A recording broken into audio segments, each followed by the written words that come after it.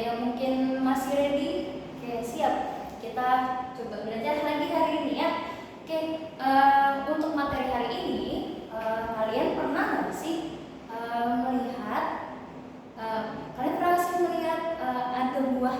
Misal kita ada buah pisang dan juga buah apel, gitu ya. Yang pertama, kalau pisang, dia kalau kita letakkan di rumah gitu ya, mungkin dalam waktu seminggu atau beberapa hari dia lama-lama akan berubah jadi coklat. Kenapa bisa jadi coklat? Tuh, dia berubah jadi coklat karena mengalami yang namanya pembusukan. Tapi kalau kamu lihat, kalau kalian lihat ya, kalau kalian perhatiin, kalian misalnya ada apel nih, kalian kupas apelnya, kan ya, pas kalian kupas apelnya belum lama dikupas, nah warnanya juga berubah jadi coklat. Kenapa bisa kayak gitu? Ada yang tahu? Oke, nah kalau apel dia sebenarnya bukan pembusukan, tapi dia merupakan reaksi oksidasi. Nah, kenapa dua-duanya bisa berubah seperti itu? Nah, keduanya merupakan terjadi yang namanya reaksi kimia. Nah, reaksi kimia ini cirinya apa aja? Ada cirinya yang pertama ada perubahan warna, ada perubahan suhu, perubahan bau, terus timbulnya gas, atau juga timbulnya adanya endapan. Nah, keduanya mengalami reaksi kimia, tapi bedanya apa? Oke, yang pertama kalau pisang itu dia waktunya lama. Oke, betul. Kalau misalnya apel, dia waktunya untuk terjadi reaksi kimia itu sebentar. Nah, berarti untuk terjadi reaksi kimia ada yang namanya yang cepat, ada yang lambat. Nah, cepat lambatnya suatu reaksi akan kita bahas hari ini dengan materi topiknya, yaitu adalah laju reaksi. Nah, sebelum masuk laju reaksi, materi yang kamu harus pelajari yaitu yang harus kamu udah kuasai. Yang pertama ada yang namanya persamaan laju reaksi.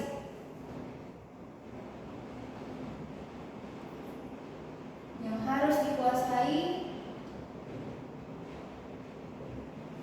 yang pertama ada persamaan reaksi kimia. Yang kedua pemolaran atau molaritas. Yang ketiga itu mengenai teori tumbukan dan juga energi aktivasi.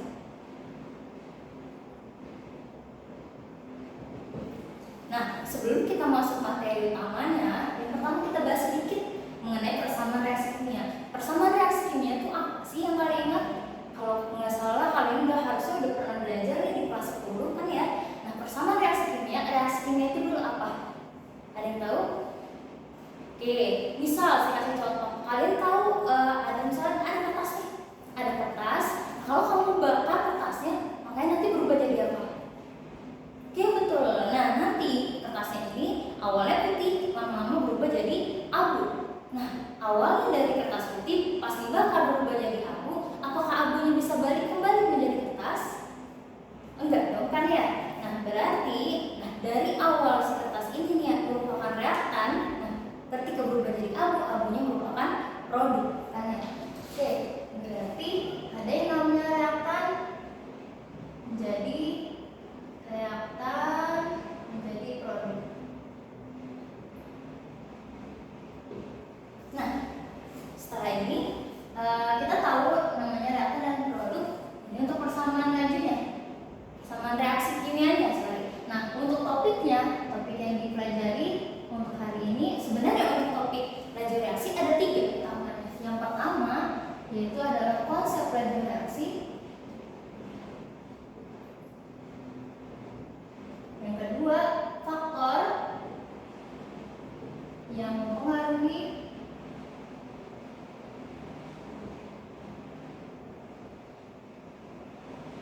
laju reaksi, dan yang ketiga adalah persamaan laju reaksinya. Nah, untuk hari ini kita coba satu-satu ya. Yang pertama kita bahas mengenai konsep laju reaksi dulu. Tadi kan kita udah bahas nih reaktan jadi produk kan ya. Nah, bedanya apa? Yang tadi contohnya ini adalah kertas. Kertas yang dibakar berubah menjadi abu kan ya. Reaktannya adalah kertasnya, abunya adalah produknya. Nah, kalau kamu lihat awalnya kertas dibakar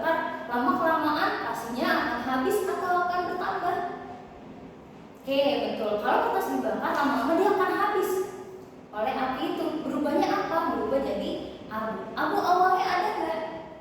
Nggak ada dong, kan ya? Awalnya abunya nggak ada, pas kertasnya kita bakar, nah nanti berubah jadi abu. Abunya makin banyak. Nah dari sini kita dapatkan, nah yang pertama ini mungkin konsentrasinya, yang ini adalah waktunya.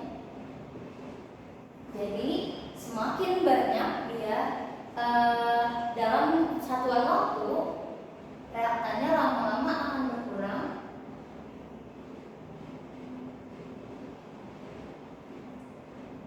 Sedangkan produknya lama-lama akan bertambah. Nah, ini untuk reaktan dan produknya. Nah, dari sini kita dapat simpulkan bahwa oh ternyata laju reaksi dapat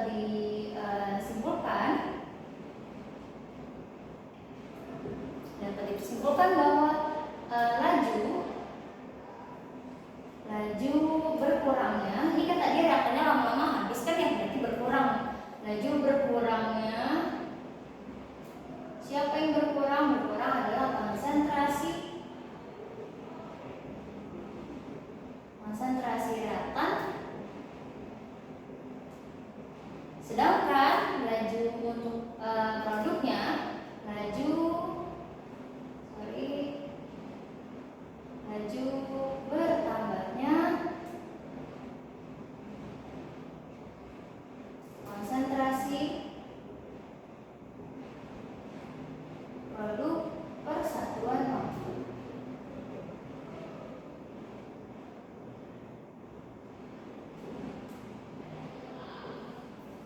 Oke, nah sekarang dari sini kita dapatkan bahwa oh ada nih laju berkurangnya konsentrasi reaktan dan juga laju bertambahnya konsentrasi produk. Produk yang bertambah adalah produknya, sedangkan yang berkurang adalah konsentrasi reaktannya per satuan waktu. Nah dari sini kita dapatkan bahwa rumusnya, jadi kalau misalnya berkurang berarti kan minus, ditandai dengan minus konsentrasi dari reaktan ber delta T. Delta T adalah waktu ya, kalau kamu ingat. Nah sedangkan kalau misalnya yang produk, berarti karena dia bertambah makanya tandanya adalah plus konsentrasi produk per satuan waktu atau delta T. Nah dari sini kita dapatkan bahwa oh kalau misalnya ada reaksi N2 ditambah dengan H2 menghasilkan NH3, berarti dari sini yang mana sebagai reaktan, yang mana sebagai produk. Oke, betul. Nah, N2 dan H2 ini sebagai namanya reaktan. Sedangkan NH3 sebagai produknya. Sama dari pengertian tadi, kalau misalnya si reaktan lajunya lama-lama akan berkurang, sedangkan kalau misalnya produk lama-lama akan bertambah. Berarti kalau ditanya bagaimana laju rumus laju untuk N2, H2 dan NH3, nah karena N2 dan H2 merupakan reaktan, berarti lama-lama N2 dan H2-nya akan berkurang, sedangkan NH3-nya nanti akan bertambah. Oke, sekarang rumusnya apa? Betul, rumusnya adalah kalau N2 karena berkurang, karena dia reaktan bukan berkurang, berarti ini konsentrasi dari N2 dibagi dengan delta T. Sedangkan untuk H2 berarti karena dia reaktan juga berkurang juga, berarti ini konsentrasi H2 dibagi dengan delta T atau waktunya. Gitu ya. Waktu dari mana? Waktu nanti diketahui dari soal. Oke, gitu. Konsentrasi dari mana?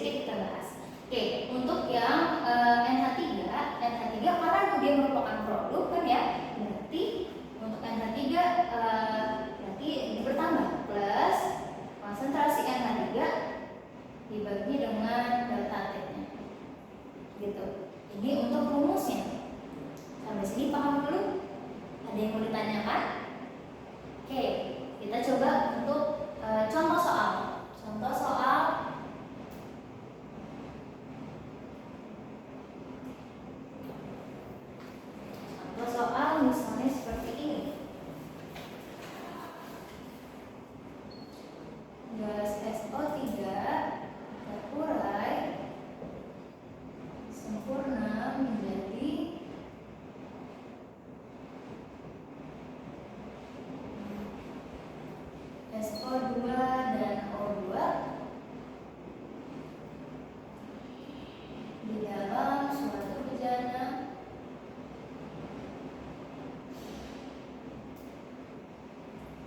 bervolume 8 liter. Reaksi penguraian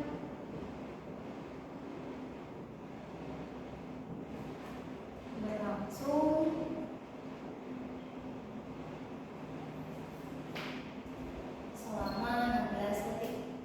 selama 16 menit. Jika mol awal SO3 sama dengan 64 mol, tentukan laju penguraian SO3. Kita lihat dulu soalnya ya. Dari soal kita bisa lihat nih, oh ternyata dalam soal diketahui apa? Ada SO3. SO3 ini terurai menjadi SO2 dan O2. Dari kata-kata terurai berarti misal kamu punya puzzle nih. Nah, kalau puzzle terurai itu dari potongan kecil-kecil menjadi utuh atau dari utuh menjadi kecil-kecil. Oke, betul. Nah, kalau misalnya puzzle terurai berarti kita pecahkan ya. Dari yang utuh diubah jadi yang pecah-pecah. Oke, berarti kita tulis dulu nih. Dan di sini juga ada kata-kata penguraian SO3. Sama ya yang tadi, berarti SO3-nya sebagai reaktan berubah menjadi SO2 ditambah dengan O2. Yang tadi kita bahas SO3 sebagai reaktan, SO2 dan O2 sebagai produk. Oke, sekarang kamu lihat kalau ditanya bagaimana rumusnya untuk ketiga senyawa berikut, berarti karena reaktan SO3 merupakan reaktan, berarti berkurang atau bertambah? Tuh, lajunya akan berkurang, makanya nanti lajunya si SO3 sama dengan laju SO3 sama dengan min konsentrasi SO3 dibagi dengan delta T atau enggak waktunya, gitu ya. Nah, kita tulis dulu rumusnya ya, baru nanti kita bahas untuk jawabannya. Nah, kemudian untuk lajunya si SO2 bagaimana? Laju SO2 tadi sebagai apa? Betul, sebagai produk. Kalau produk berarti bertambah atau berkurang? Bertambah. Nah, sekarang berarti SO2 sama dengan karena produk berarti bertambah plus konsentrasi SO2 dibagi dengan delta T. Biar sama ya warnanya. Oke, satu lagi. Kalau misalnya O2 sebagai produk juga kan ya, karena produk berarti V-nya taruh di bawah aja biar kelihatan. V dari O2 sama dengan plus konsentrasi O2 dibagi dengan delta T. Oke, kita udah dapat rumus masing-masingnya. Yang ini boleh saya hapus. Oke, hapus dulu ya.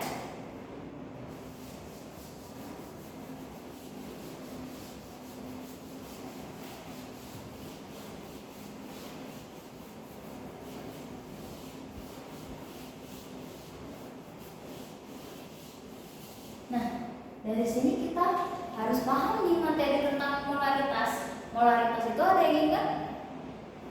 Ya, molaritas adalah jumlah mol suatu senyawa per liter, per satu liter, per 1 liter larutannya.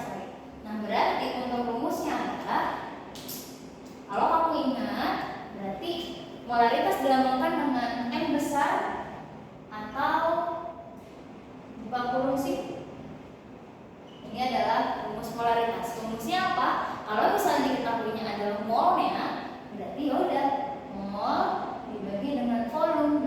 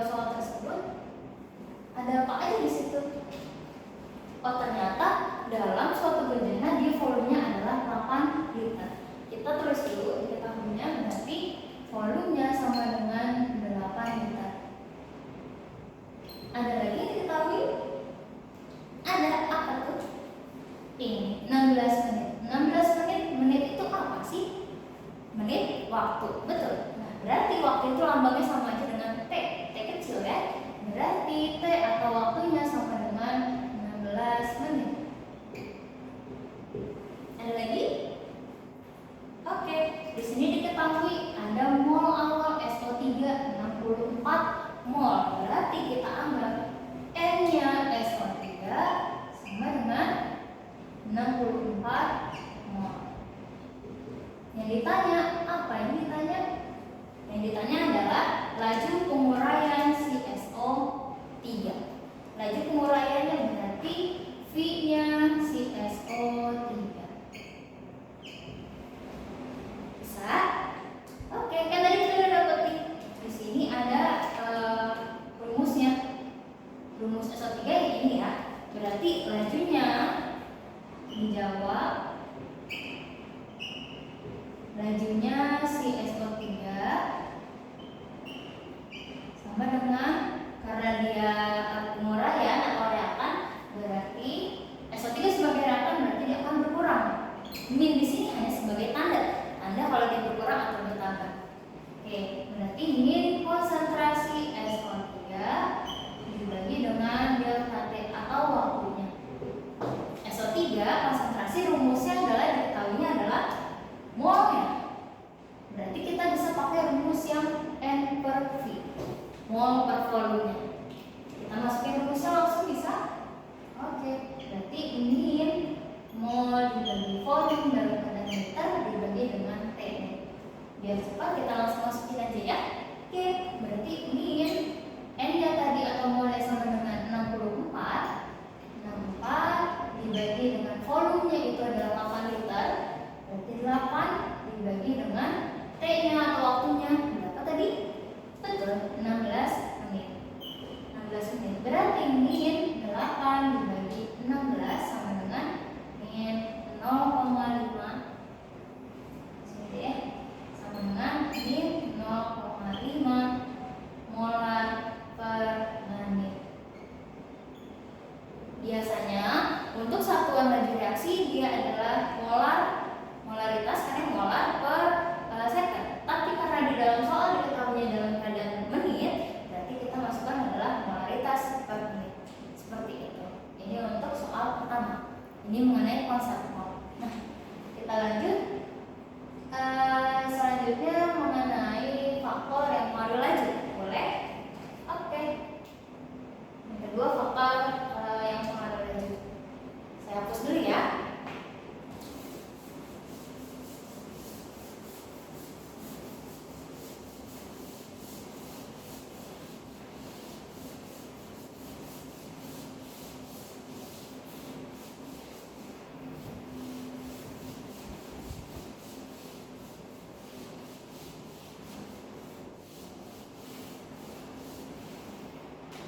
Untuk faktor yang mempengaruhi laju reaksi dia ada 4. Kalian tahu ilustrasinya, misal ilustrasinya seperti ini. Kalian pernah ada makanan nih, makanan kalian taruh di meja makan. Nah, pas besok paginya ternyata makanannya udah basi. Tapi di hari berikutnya makanan yang sama kamu taruh di kulkas. Oh, ternyata masih pas kamu buka pas siang harinya atau sore harinya, oh ternyata masih awet. Kenapa bisa kayak gitu? Ada yang tahu? Oke, kalau misalnya di suhu yang dingin bisa diawetkan, betul. Nah, berarti dari sini bisa disimpulkan, oh ternyata dua-duanya mengalami reaksi pembusukan. Cuman bedanya apa? Bedanya kalau misalnya kalian taruh di suhu yang dingin, dia akan lebih lambat reaksi untuk terjadi pembusukannya seperti itu. Nah, itu contoh untuk salah satu faktor dari laju reaksi. Nah, laju reaksi faktornya ada apa aja sih? Faktornya ada 4. Yang pertama, faktor laju ada 4. Yang pertama konsentrasi. Yang kedua adalah suhu. Yang ketiga luas permukaan. Yang terakhir adalah katalis. Ya, yang pertama dulu kita bahas. Yang pertama ada konsentrasi. Konsentrasi contohnya bagaimana?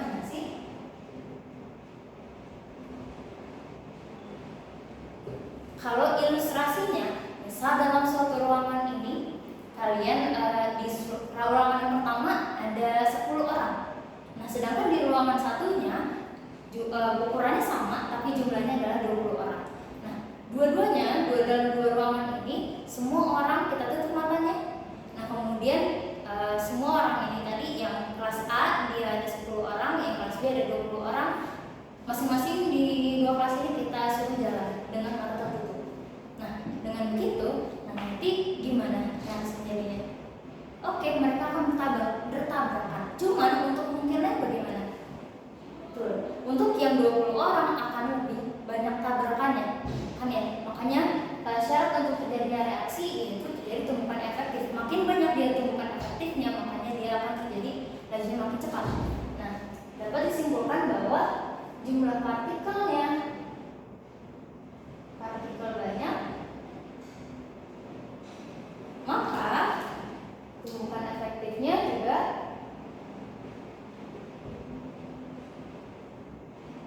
efektif besar. Hasilnya apa? Hasilnya adalah lajunya cepat.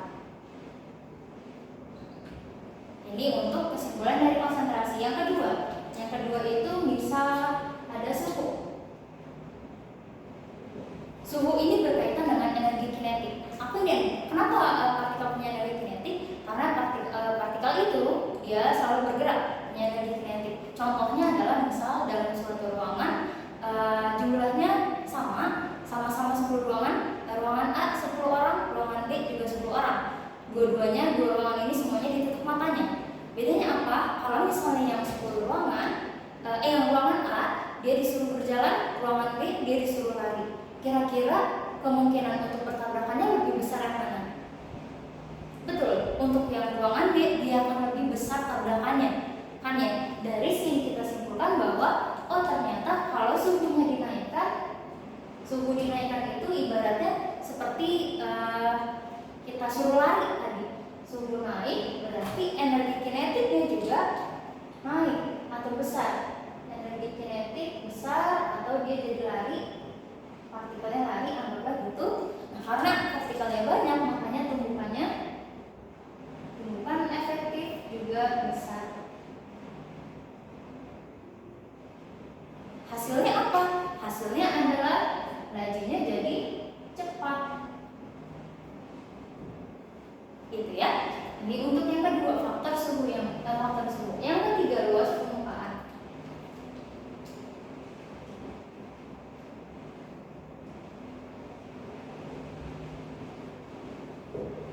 Luas permukaan itu apa?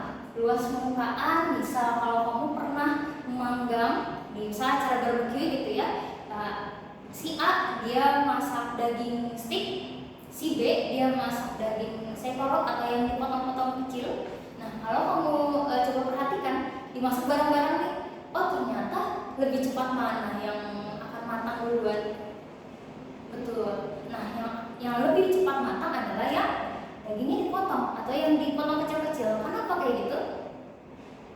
Ya, karena daging yang dipotong kecil-kecil akan lebih mudah kena panas kan ya, dari setiap sisinya. Sedangkan kalau misalnya untuk yang daging steak, misal gini ya, ini untuk yang daging kotak-kotak atau dipotong-potong, ini tiap sudutnya dia akan kena panas. Kita anggap panasnya masing-masing sudutnya dia kena panas, makanya dia akan cepat matang. Tapi kalau misalnya steak, pasti dia akan kena di pinggir-pinggirnya aja kan ya. Makanya kalau mau perhatikan, dia akan matang di pinggirnya dulu nih. Di pinggirnya dulu, lama-lama matang ke tengahnya. Tapi prosesnya lebih lama dibandingkan yang dipotong kecil-kecil. Ini contoh dari luas permukaan. Nah, dari sini luas permukaan itu hubungannya dengan yang namanya ukuran. Kuncinya lihat dari ukuran. Kalau ukurannya dia diperkecil, artinya kemampuan untuk kena zat lainnya itu bereaksi dengan zat lainnya itu akan lebih besar. Makanya di sini ukuran dia kecil, makanya luas permukaannya besar. Artinya apa? Tumbukannya akan semakin banyak. Tumbukan efektif besar. Karena tumbukan efektifnya banyak, berarti lajunya jadi cepat. gitu. Nah, untuk laju yang lambat berarti kebalikannya, berarti ukurannya besar, luas permukaannya kecil, permukaannya kecil, berarti lajunya akan kecil juga. Nah, yang terakhir ada katalis. Katalis, dari katalis apa yang dimaksud dengan katalis? Katalis ini dia fungsinya untuk mempercepat reaksi, gitu ya. Misal kalau yang dimaksud katalis itu berhubungan dengan yang namanya energi kinetik. Energi aktivasi. Apa yang dimaksud dengan energi aktivasi? Misal gini, kalau kamu ada orang naik sepeda gitu ya, naik sepeda. Nah, dia mau naik ke bukit ini, berarti butuh yang namanya energi minimal segini kan ya. Misal tingginya sebesar 5 meter tuh. Nah, berarti dia butuh setinggi ini kan, yang butuh energi segini. Nah, tingginya ini adalah energi minimal yang dibutuhkan untuk mencapai puncak atau melewati puncak ini. Itu merupakan energi aktivasi. Nah, kalau katalis fungsinya apa? Fungsinya adalah untuk menurunkan energi aktivasi. Jadi awalnya tinggi bukitnya, nanti dengan katalis diubah menjadi lebih ringan. Nah, kalau kamu lihat dibandingkan bukit yang pertama dengan bukit yang pas udah ditambahin katalis, lebih cepat sampai yang mana? Betul, lebih cepat sampai ya kalau dikasih katalis. Kenapa? Karena lebih mudah untuk melewati bukitnya. Seperti itu. Makanya kalau misalnya dalam satu reaksi kita tambahkan katalis atau katalis yang lebih banyak, makanya energi aktivasinya atau energi yang dibutuhkan minimalnya akan lebih kecil. Energi aktivasi kecil. Karena energi aktivasi kecil, makanya bisa terjadi yang namanya tumbukan efektif. Sama kayak tadi, tumbukan efektif makin besar, artinya apa? Artinya adalah lajunya makin cepat. Seperti itu.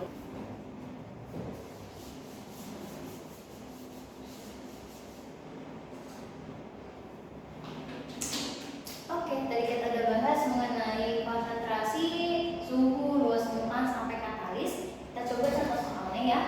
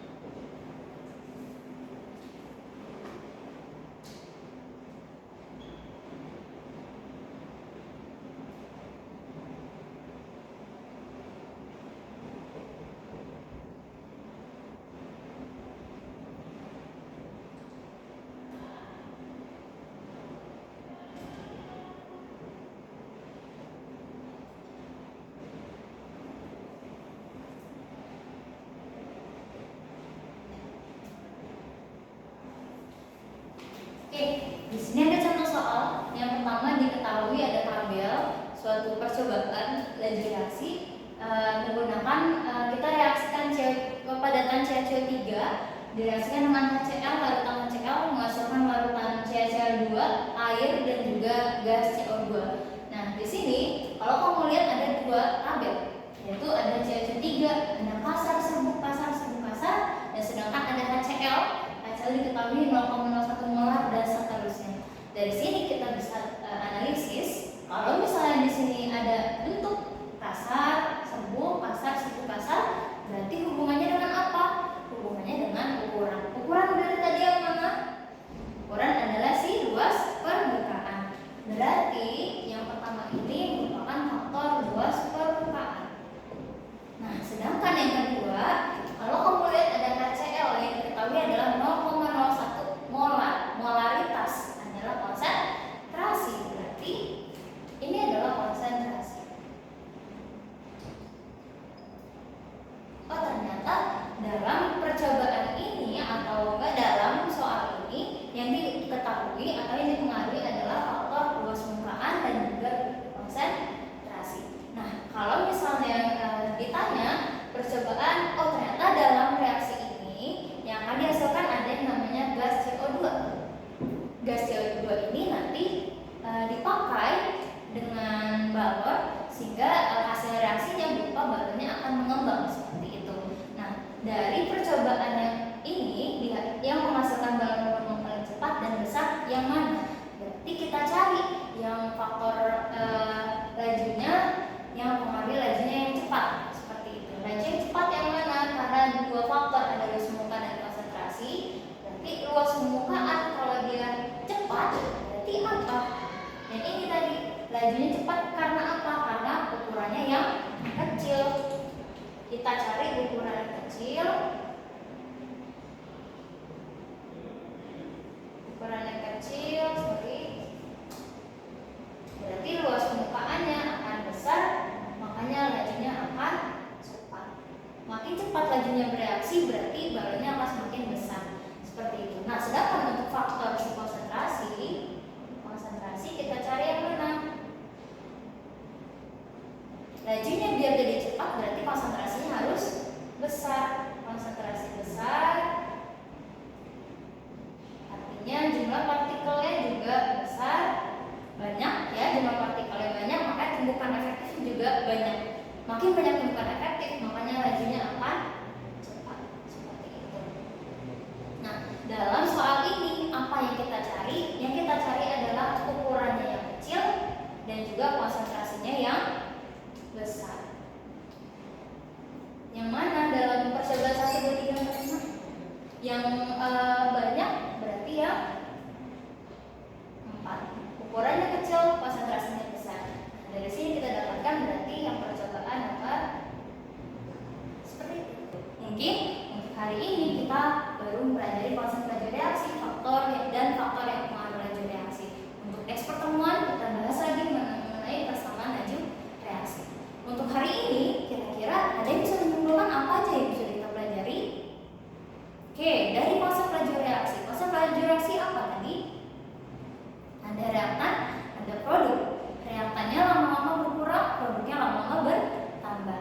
Dapat disimpulkan bahwa betul, berarti laju reaksi merupakan laju berkurangnya reaktan dan laju bertambahnya produk dalam atau persatuan waktu. Yang dilamakan dengan kalau misalnya reaktan berkurang berarti minus, kalau misalnya produk bertambah berarti plus. Plus konsentrasi dibagi dengan delta T. Itu untuk konsep laju reaksi. Nah, kemudian untuk yang faktor laju reaksi ada apa aja? Betul, ada 4. Yang pertama konsentrasi, yang kedua ada suhu, yang ketiga ada luas permukaan, yang keempat ada katalis. Bedanya apa aja tadi? Kalau konsentrasi hubungannya dengan apa? Betul, kalau konsentrasi dia ditambah berarti jumlah partikelnya makin banyak. Jumlah partikel banyak, tumbukan efektifnya besar. Tumbukan efektif besar, maka terjadi reaksinya akan semakin banyak atau lajunya akan cepat. Gitu. Yang kedua, kalau suhu hubungannya dengan apa? Suhu hubungannya dengan energi kinetik. Oke, kalau suhu diperbesar, energi kinetiknya makin besar, berarti disuruh lari yang tadi ya. Nanti tumbukan efektifnya besar, makanya lajunya juga cepat. Nah, kemudian kalau luas permukaan apa tadi hubungannya? Dengan ukuran. Ukurannya makin kecil, kebalikannya berarti luas permukaannya makin besar. Luas permukaan makin besar, tumbukan efektif makin besar, energinya makin cepat. Seperti itu. Sedangkan yang katalis berarti katalis ditambahkan dia akan menurunkan energi aktivasi. Nah, yang tadi yang mungkin, nah berarti tumbuhan efektifnya besar, energinya makin cepat. Oke, kalian bisa pahami untuk dua topik hari ini. Oke, next